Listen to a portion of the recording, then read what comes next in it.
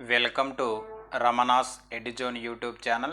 ఇంకా ఈ ఛానల్ని ఎవరైనా సబ్స్క్రైబ్ చేయకపోతే దయచేసి సబ్స్క్రైబ్ చేసుకోగలరు. సో గత వీడియోలో మనము వేద సంస్కృతికి సంబంధించి కొన్ని ముఖ్యమైనటువంటి ప్రశ్నలను ఎగ్జామినేషన్ పాయింట్ ఆఫ్ వ్యూలో చూడడం జరిగింది. ఈ వీడియోలో ఆ వీడియోకి కంటిన్యూస్గా వేద సంస్కృతికి సంబంధించి కొన్ని ముఖ్యమైనటువంటి ప్రశ్నలను మనం చర్చించుకుందాం. అందులో భాగంగా మనం గమనించినట్లయితే మొదటి ప్రశ్న ఏంటంటే, ప్రపంచంలో అతి ప్రాచీనమైనటువంటి గ్రంథం అంటే ఇక్కడ మనం బాగా గుర్తుపెట్టుకోవాల్సిన విషయం ఏంటంటే, ప్రపంచంలో అతి ప్రాచీనమైనటువంటి గ్రంథం వచ్చేసరికి మనకు ఋగ్వేదం అని గుర్తుపెట్టుకోవాలి. నెక్స్ట్ కానీ గమనించినట్లయితే జన్మ, పునర్జన్మ, అదేవిధంగా ఆత్మ, పరమాత్మ, సుఖ దుఃఖాల, జన్మరాహిత్యం వంటి సమస్యల గురించి చర్చించగల వేద భాగం ఏంటిది? మనకు ఉపనిషత్తులను గుర్తుపెట్టుకోవాలి. చాలా ఇంపార్టెంట్. అంటే మనకు జన్మ గురించి, పునర్జన్మ గురించి, అదేవిధంగా సుఖ దుఃఖాల గురించి, అదేవిధంగా ఆత్మ పరమాత్మల గురించి, అదేవిధంగా జన్మరాహిత్యం వంటి సమస్యల గురించి తెలుపుతున్నటువంటి వేద భాగం ఏంటంటే ఉపనిషత్తులను గుర్తుపెట్టుకోవాలి. నెక్స్ట్ వచ్చేసరికి భారతీయ ఆధ్యాత్మిక చింతనకు మూల ఆధారాలు ఏంటిది అంటే, భారతదేశం యొక్క ఆధ్యాత్మిక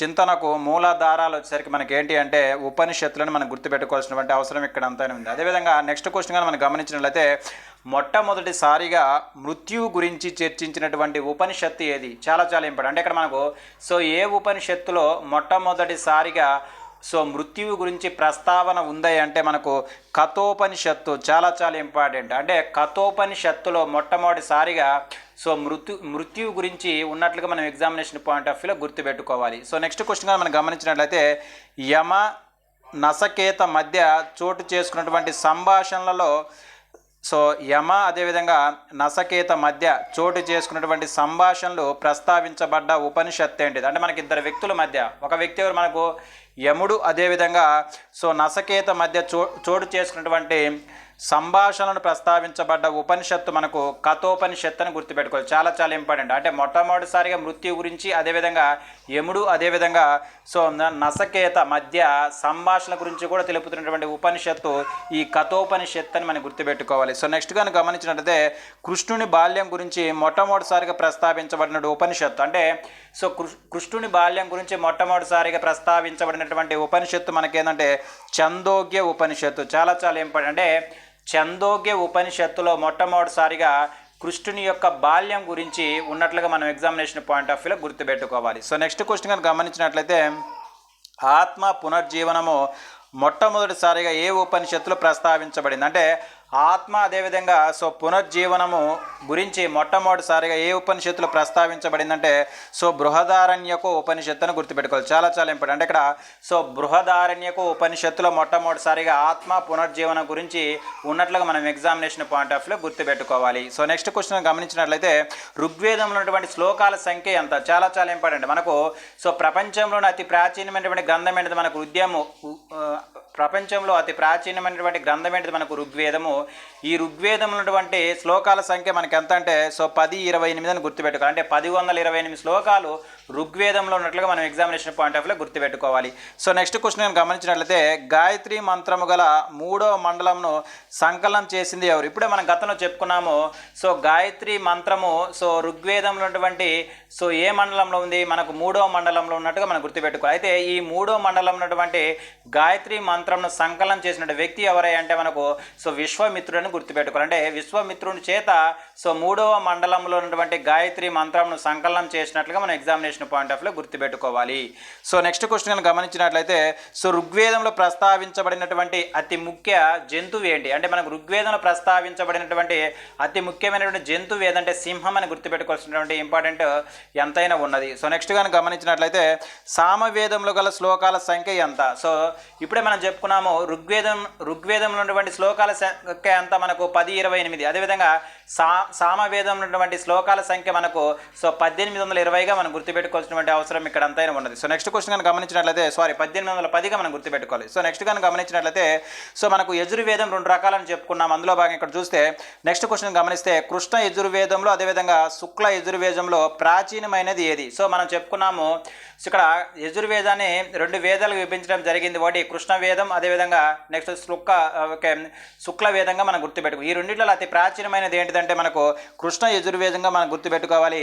ఈ కృష్ణ యజుర్వేదం మనకు ఏ రూపంలో ఉంటుందంటే గద్య రూపంలో ఉంటున్నట్టుగా మనం గతంలో చెప్పుకోవడం జరిగింది. సో నెక్స్ట్ కానీ గమనించినట్లయితే సో బ్రాహ్మణములు అన్నింటిలో లెక్కల అతి పెద్దనటువంటి బ్రాహ్మణం ఏంటి అంటే మనకు సో బ్రాహ్మణాలు మొత్తం ఎన్ని మనకు 7. సో 7 ఈ బ్రాహ్మణాలలో అతి పెద్దమైనటువంటి బ్రాహ్మణం మనకు శతపథ బ్రాహ్మణం అని గుర్తుపెట్టుకోవాల్సినటువంటి అవసరం ఇక్కడ అంతైనా ఉన్నది. సో నెక్స్ట్ క్వశ్చన్ గమనించినట్లయితే సో భారతీయ గణిత శాస్త్రము, రేఖా గణితం, అదేవిధంగా ఆయుర్వేదము నాకు మూలం ఏమిటి అంటే సో ఇక్కడ మనకు భారతీయ గణిత శాస్త్రానికి, అదేవిధంగా రేఖా గణితముకు, అదేవిధంగా ఆయుర్వేదమునకు మూలం ఏంటంటే అధర్వణ వేదం అని గుర్తుపెట్టుకోవాలి. చాలా చాలా ఇంపార్టెంట్ అండి. సో నెక్స్ట్ క్వశ్చన్ గమనించినట్లయితే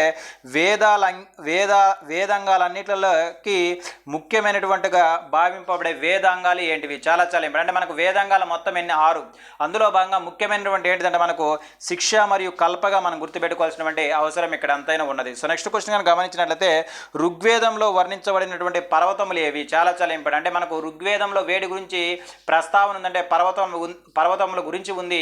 ఈ పర్వతాలలో సో ప్రస్తావనటువంటి పర్వతాలు సరే మనకు హిమాలయ పర్వతాలను గుర్తుపెట్టుకోవాలి. అంటే హిమాలయ పర్వతాల గురించి ఋగ్వేదంలో ప్రస్తావించినట్లుగా మనం ఎగ్జామినేషన్ పాయింట్ ఆఫ్ లో గుర్తుపెట్టుకోవాలి. అయితే సో నెక్స్ట్ క్వశ్చన్ గమనించినట్లయితే ఋగ్వేదంలో ఈ హిమాలయ పర్వతంలో గల పేరేమిటి? చాలా చాలా ఇంపార్టెంట్. అంటే మనకు ఋగ్వేదంలో ప్రస్తావించబడినటువంటి హిమాలయాలు గల పేరే మనకు హిమవత్ అని గుర్తుపెట్టుకోవాలి. చాలా చాలా ఇంపార్టెంట్. అంటే హిమాలయాలను ఋగ్వేదంలో ఏమని పిలిచారంటే హిమవత్ అని పిలిచినట్లుగా మనం ఎగ్జామినేషన్ పాయింట్ ఆఫ్ లో గుర్తుపెట్టుకోవాలి. సో నెక్స్ట్ క్వశ్చన్ గమనించినట్లయితే ఋగ్వేద కాలంలో ఏ పర్వతాల ప్రస్తావన లేదు? అంటే మనకు ఋగ్వేద కాలంలో ఏ పర్వతాల యొక్క ప్రస్తావన లేదంటే వింధ్యా పర్వతాలను గుర్తుపెట్టుకోవాలి. చాలా చాలా ఇంపార్టెంట్. సో నెక్స్ట్ క్వశ్చన్ గమనించినట్లయితే సో ఋగ్వేద కాలంలో కొన్ని గ్రామాల సముదాయాన్ని ఏమంటామంటే విష్ అంటాము. అంటే మనం ఋగ్వేదంలో కొన్ని గ్రామాల సముదాయాన్ని మనం ఏమంటామంటే విష్ అంటామని గుర్తుపెట్టుకోవాల్సినటువంటి అవసరం ఇక్కడ అంతైనా ఉన్నది. సో నెక్స్ట్ క్వశ్చన్ కనుక గమనించినట్లయితే సో ఋగ్వేద కాలంలో అత్యంత ప్రాముఖ్యత వహించినటువంటి ప్రభుత్వ ఉద్యోగి ఎవరు? అంటే ఋగ్వేద కాలంలో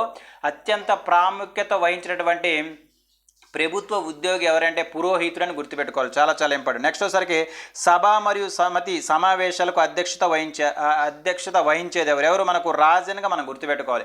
సో నెక్స్ట్ కానీ గమనించినట్లయితే సమితి యొక్క ప్రధాన విధి ఏంటిది? మనకు రాజన్ని ఎన్నుకోవడం. అంటే రాజన్ ఎన్నుకోవడం అనేది సమితి యొక్క ప్రధాన విధిగా మనం ఎగ్జామినేషన్ పాయింట్ ఆఫ్ లో గుర్తుపెట్టుకోవాలి. సో నెక్స్ట్ క్వశ్చన్ గమనించినట్లయితే సో ఋగ్వేద కాలంలో సాధారణమైనటువంటి శిక్ష ఏమిటి? సో ఋగ్వేద కాలంలో సో మనకు శిక్షలు కానీ గమనించినట్లయితే సాధారణ శిక్ష ఏంటిదంటే గుంజకు కట్టివేయడం. అంటే ఎవరైతే తప్పు చేస్తారో సో వారిని గుంజకు కట్టివేయడం అనేది ఋగ్వేద కాలం ఉన్నటువంటి సాధారణ శిక్షగా మనం గుర్తుపెట్టుకోవాల్సినటువంటి అవసరం ఇక్కడ అంతైనా ఉన్నది. సో నెక్స్ట్ క్వశ్చన్ గమనించినట్లయితే ఋగ్వేద కాలంలో హత్య కానీ చేసినట్లయితే హత్య గల శిక్ష ఏంటిది? అంటే ఋగ్వేద కాలంలో హత్యకు గల శిక్ష ఏంటిదంటే ఏంటిది? మనకు శతాయుధము. చాలా చాలా ఇంపార్టెంట్. శత ఆదాయము అంటాం. అంటే శతాయుధము. ఈ నెక్స్ట్ 100 గోవులు లేదా సో అంటే మనం గుర్తుపెట్టుకోవాల్సిన విషయం ఏంటంటే సో ఋగ్వేద కాలంలో సాధారణ శిక్ష ఏంటిది? గుంజకు కట్టివేయడం. అదేవిధంగా ఋగ్వేద కాలంలో ఎవరైనా హత్య చేసినట్లయితే దానికి శిక్ష ఏంటిది? మనకు శతాయుధం అని గుర్తుపెట్టుకోవాలి. సో నెక్స్ట్ క్వశ్చన్ గమనించినట్లయితే అసలు ఈ శతాయుధం అంటే ఏంటిదంటే సో 100 గోవులు అదేవిధంగా లేదా 100 నాణ్యాలను చెల్లించుట. అంటే సో 100 గోవులను కానీ లేదా 100 నాణ్యాలను చెల్లించడం మనం ఏమంటామంటే శతాయుధము అంటాం. చాలా చాలా ఇంపార్టెంట్ అండి. సో నెక్స్ట్ కానీ గమనించినట్లయితే ఋగ్వేద కాలంలో రాజులకు ప్రజల రక్షణకై చెల్లించే పన్ను ఏమిటి? అంటే ఋగ్వేద కాలంలో సో ప్రజల యొక్క రక్షణకై రాజుకు చెల్లించే పన్నును మనం ఏమంటామంటే బాగా అంటాం. చాలా చాలా ఇంపార్టెంట్. అంటే బాగా అనేది ఋగ్వేద కాలంలో సో రాజుకు చెల్లించే ఒక రకమైనటువంటి పన్ను ఎందుకు చెల్లిస్తారంటే ఆ రాజ్యంలో ఉన్నటువంటి ప్రజలను రక్షణ కొరకు సో ఈ బాగా అనే పన్నుని చెల్లిస్తారని మనం గుర్తుపెట్టుకోవాల్సినటువంటి అవసరం ఇక్కడ అంతైనా ఉన్నది.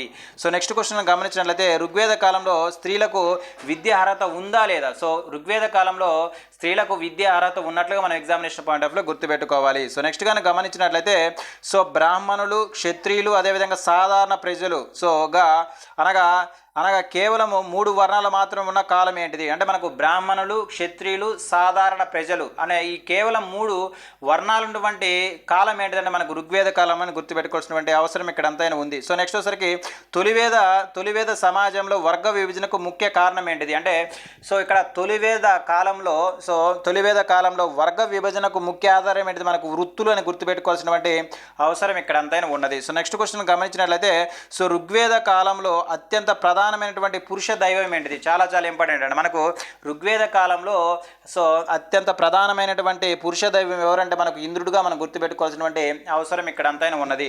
సో నెక్స్ట్ వచ్చేసరికి ఋగ్వేద కాలంలో ఆర్యుల చేత పూజించబడినటువంటి నది ఏమిటి చాలా ఇంపార్టెంట్ అంటే మనకు ఋగ్వేద కాలంలో ప్రజల చేత పూజించబడే నది ఏంటిదంటే సరస్వతి నదిగా మనం గుర్తుపెట్టుకోవాల్సినటువంటి అవసరం ఇక్కడ అంతైనా ఉన్నది.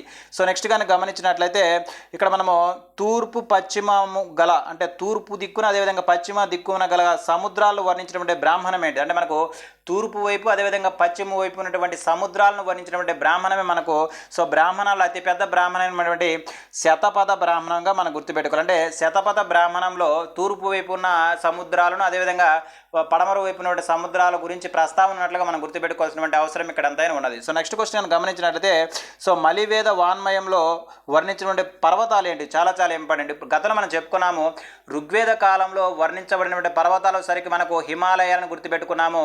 ఈ హిమాలయాలను ఋగ్వేద కాలం ఏమని పిలిచేవారు అంటే హిమవత్ అని పిలిచేవారు. అదేవిధంగా ఇక్కడ మనకు మలివేద కాలంలో మలివేద కాలంలో సో వర్ణించబడిన పర్వతాల పేర్లు సరే మనకు వింధ్యా పర్వతాలను గుర్తుపెట్టుకోవాలి. సో నెక్స్ట్ క్వశ్చన్ గమనించినట్లయితే రాజసూయ యాగాన్ని నిర్వహించిన వారు ధరించవలసినటువంటి బిరుదు ఏమిటి అంటే ఎవరైతే మనకు సో ఏ రాజు అయితే మనకు రాజసూయ యాగాన్ని నిర్వహిస్తారో ఆ రాజు ధరించవలసిన బిరుదు మనకేంటంటే రాజన్య చాలా ఇంపార్టెంట్. అంటే రాజన్య బిరుదు ఎప్పుడు వస్తుందంటే సో ఏ రాజు అయితే మనకు రాజసూయ యాగం చేస్తారో అటువంటి రాజు పొందే బిరుదు ఏంటంటే మనకు రాజన్య మనం గుర్తుపెట్టుకోవాలి. సో నెక్స్ట్ క్వశ్చన్ గమనించినట్లయితే వాజపేయి యాగాన్ని నిర్వహించిన వారు ధరించవలసిన బిరుదు ఏమిటి సో బిరుదు ఏంటి మనకు స్వరాట్ అంటే ఎవరైతే మనకు ఒక వాజపేయి యాగాన్ని చేస్తారో అలా చేసినటువంటి వారికి వచ్చిన బిరుదు మనకేంటి స్వరాట్ అని గుర్తుపెట్టుకోవాల్సినటువంటి అవసరం ఇక్కడ అంతైనా ఉన్నది. నెక్స్ట్ వచ్చేసరికి మనకు సో ఎవరైతే అశ్వమేధ యాగాన్ని నిర్వహించిన వారు ధరించవలసినటువంటి బిరుదు ఏమిటి సో ధరించవలసిన బిరుదు ఏంటంటే విరాట్. అంటే ఇక్కడ మనం బాగా గుర్తుపెట్టుకోవాల్సిన విషయం ఏంటంటే సో రాజసూయ యాగం చేసిన వారిని రాజ్యాన్ని అదేవిధంగా వాజపేయి యాగాన్ని చేసిన వాడిని స్వరాట్ అని అదేవిధంగా ఎవరైతే మనకు అశ్వమేధ యాగాన్ని చేస్తారో వాళ్ళు ధరించే బిరుదు ఏంటంటే మనకు విరాట్ అని గుర్తుపెట్టుకోవాల్సినటువంటి అవసరం ఇక్కడ అంతనే ఉంది. ఒక రాజు నెక్స్ట్ క్వశ్చన్ కనుక గమనించినట్లయితే రాజు తన ప్రక్క రాజ్య రాజులపై ఆధిపత్యం కోసం చేయే యాగం ఏంటిదంటే మనకు సో యాగం ఏంటి మనకు అశ్వమేధ యాగం చాలా ఇంపార్టెంట్. అంటే సో ఒక రాజు తన చుట్టుపక్కల ఉన్నటువంటి రాజ్యంపై అధికారాన్ని సాధించడానికి తను చేయవలసినటువంటి యాగం ఏంటిదంటే మనకు అశ్వమేధ యాగం అని గుర్తుపెట్టుకోవాల్సినటువంటి అవసరం ఇక్కడ అంతనింది. ఎవరైతే అశ్వమేధ యాగాన్ని చేస్తారో వాళ్ళు ధరించవలసిన బిరుదు ఏంటంటే మనకు విరాట్ అని గుర్తుపెట్టుకోవాల్సినటువంటి అవసరం ఇక్కడ అంతైనా ఉన్నది.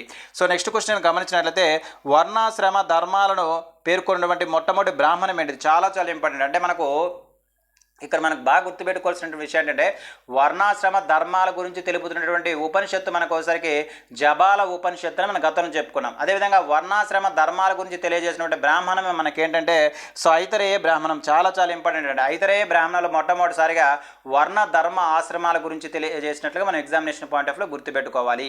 సో నెక్స్ట్ క్వశ్చన్ గమనించినట్లయితే ద్విజులు అనగా సో ద్విజులు అంటే ఏంటిది ద్విజులు అంటే 2 సార్లు జన్మించిన వారిని మనం ఏమంటామంటే ద్విజులు అంటాం. సో ఎవరైతే మనకు జంజం వేసుకుంటారో సో వాళ్ళని వచ్చరికి మనం ఏమంటామంటే ద్విజులు అంటామని గుర్తుపెట్టుకోవాల్సిన అవసరం ఇక్కడ అంతైనా ఉంది. సో అంటే ఆ ద్విజులు అనగా 2 సార్లు జన్మించిన వారిగా మనం గుర్తుపెట్టుకోవాలి. సో నెక్స్ట్ క్వశ్చన్ గమనించినట్లయితే గోత్ర అనునది మొట్టమొదటిసారిగా ప్రస్తావించబడినది ఎక్కడ చాలా ఇంపార్టెంట్. అంటే మన గోత్రం గురించి మొట్టమొదటిసారిగా ప్రస్తావించింది ఎక్కడంటే అధర్వణ వేదం అని గుర్తుపెట్టుకోవాల్సినటువంటి అవసరం ఇక్కడ అంతైనా ఉన్నది. సో నెక్స్ట్ క్వశ్చన్ గమనించినట్లయితే సో మలివేద ఆర్యుల వ్యవసాయ పద్ధతుల గురించి తెలియజేసేటువంటి గ్రంథం ఏంటిది అంటే సో ఏ గ్రంథము మనకు సో మలివేద కాలంలో వ్యవసాయ పద్ధతుల గురించి మనకు తెలియజేస్తుందంటే శతపథ బ్రాహ్మణం అని గుర్తుపెట్టుకోవాలి చాలా ఇంపార్టెంట్. ఈ శతపథ బ్రాహ్మణం అనేది సో బ్రాహ్మణాలన్నిటికల్లా అతి పెద్దదైనటువంటి బ్రాహ్మణంగా మనం గుర్తుపెట్టుకోవాల్సినటువంటి అవసరం ఇక్కడ అంతైనా ఉన్నది. నెక్స్ట్ వచ్చరికి మలివేద కాలంలో ప్రముఖ దైవం ఏంటిది ఎవరు మనకు సో తొలివేద కాలంలో ప్రముఖ దైవం వచ్చరికి ఇంద్రుడు.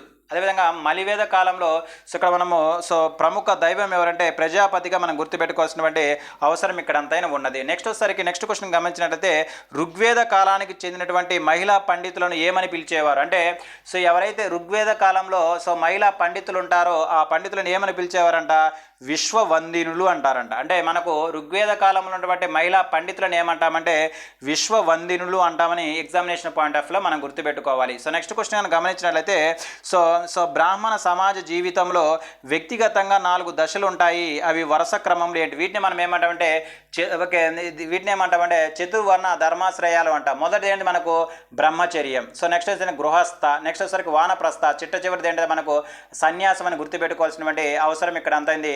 సో ఈ వర్ణాశ్రయ ధర్మాల గురించి మొట్టమొదటిసారిగా తెలిపే బ్రాహ్మణమే మనకోసరికి ఏంటిది మనకు ఐతరేయ బ్రాహ్మణం. అదేవిధంగా ఈ వర్ణాశ్రమ ధర్మాల గురించి మనకు తెలియజేసే ఉపనిషత్తు మనకు జబాల ఉపనిషత్తు అని మనం గతంలో చర్చించుకున్నట్లుగా మనం గుర్తుపెట్టుకోవాలి. సో నెక్స్ట్ క్వశ్చన్ కనుక గమనించినట్లయితే వేద సాహిత్యంలో బీడు భూమిని ఏమని పిలుస్తారు? నెక్స్ట్ క్వశ్చన్ ఏంటంటే వేద సాహిత్యంలో ఉన్నటువంటి బీడు భూమిని ఏమని పిలుస్తారు? కాల అంటారు. అంటే కాల అంటే ఏంటంటే సో వేద సాహిత్యంలో ఉన్నటువంటి బీడు భూములను మనం ఏమంటామంటే కాల అంటామని గుర్తుపెట్టుకోవాల్సినటువంటి అవసరం ఇక్కడ అంతైనా ఉన్నది.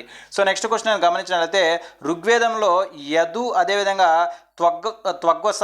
సో ఋగ్వేదంలో యదు మరియు త్వగ్వస అనేవి దేనిని తెలుపుతాయి అంటే ఇవి 2 రకాల తెగలుగా మనం గుర్తుపెట్టుకోవాలి. అంటే ఇక్కడ మనకు ఋగ్వేద కాలంలో యదు అదేవిధంగా తుగ్వాస అనేవి 2 తెగలుగా మనం గుర్తుపెట్టుకోవాల్సినటువంటి అవసరం ఇక్కడ అంతైనా ఉన్నది. నెక్స్ట్ వచ్చేసరికి భారతీయ న్యాయశాస్త్రం నాకు మూలమైనటువంటి వేదాంగం ఏంటిది? చాలా ఇంపార్టెంట్. అంటే మనకి ఇక్కడ సో భారతీయ న్యాయశాస్త్రానికి మూలమైనటువంటి వేదాంగం ఏంటిదంటే మనకు కల్ప. చాలా ఇంపార్టెంట్ అండి. ఏంటంటే కల్ప అంటే ఏంటిది? ఏం తెలియజేస్తుందంటే న్యాయ విధులను అదేవిధంగా న్యాయమైనటువంటి బాధ్యతల గురించి తెలియజేస్తుందిగా మనం గతంలో చెప్పుకోవడం జరిగింది.